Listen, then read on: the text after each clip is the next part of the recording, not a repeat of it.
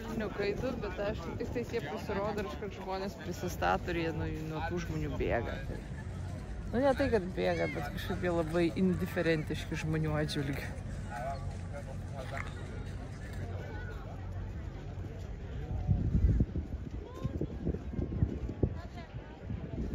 Turbūt nori kokio sausainio. Bet tai, kad aš mačiau vienas bandė suvalgyti mergaitės džinsus. Tai YouTube'o video matai? Ne, tikrai buvo, kol tu kažką fotkinai, ten mergaitė bandė savo džinsus iš